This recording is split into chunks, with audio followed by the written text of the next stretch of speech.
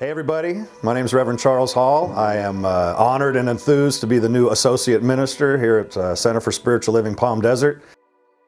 I've been in religious science since I was 8 years old. My mom founded the church in North Seattle in the Northgate community when I was 8. She started taking the family, me and my brother and my sister, and we grew up in the church. Reverend Janet Garvey Stangvik was my first youth teacher, and grew up through the youth program and then through the teen ministry. And right after I graduated the teen ministry, I became a teen counselor. And things just kept rolling from there. I went right into practitioner. Well, I took the core classes, started as a teenager taking the core classes. And then we had a teen foundations class. And then I started taking the adult version of the core classes shortly thereafter. And by the time I was 23, what do you know, I was a practitioner. And then I was on the fast track to become a minister too, so I became a minister at the age of 25, and I'm still a relatively young man.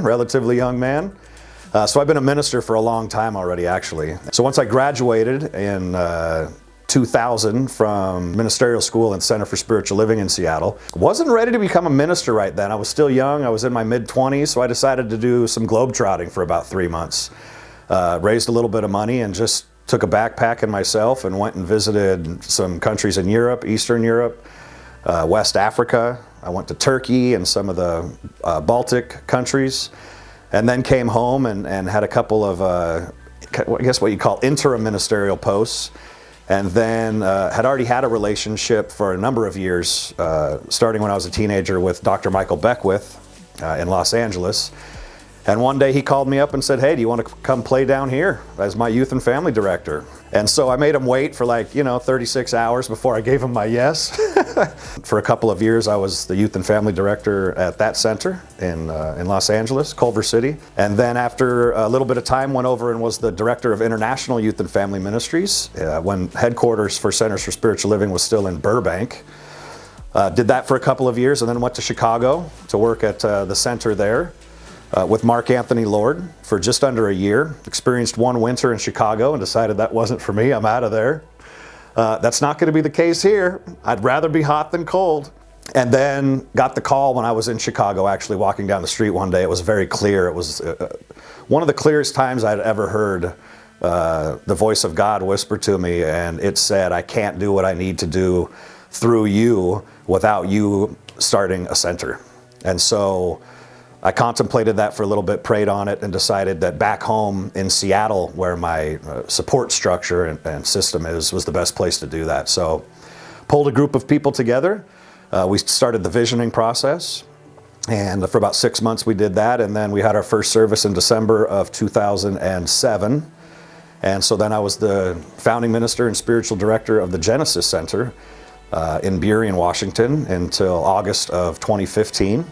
At which time a lot of things have been happening for me, and I couldn't locate the joy for ministry anymore, which oftentimes happens to ministers. And I decided at that point that it was time for me to take a break. And so I did that. I retired from that center in August of 2015. And for the last 4 years have been exploring one of my other passions, which is golf, and some other things. Still doing a little bit of speaking and teaching here and there, but not that much. Really being intentional about kind of having a more private walk with God. And then about 5 months ago, a man named Dr. Ken Gordon, who I've known for quite a while now, invited me to have dinner with him when he was on a layover in Seattle, Washington. He was flying back to headquarters in Golden. And we ended up having dinner for about 3.5 hours. And he introduced me to what the process that was going to be happening here in Palm Desert. And we talked it through thoroughly, and I shared with him where I'd been for the last number of years, and he shared with me why I should throw my name in the ring for this possibility. And every kind of doubt or rebuttal I came up with, his was better.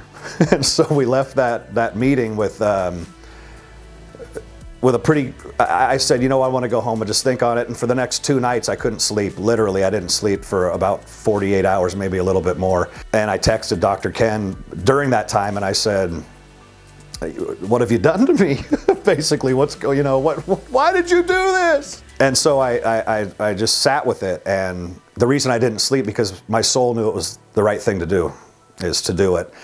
And my brain and the other parts of me that had been in resistance were the two battling, the angels and demons battling inside of me, and I believe the angels have won, and so I decided to submit all my information and go through the process, and that brings us here today.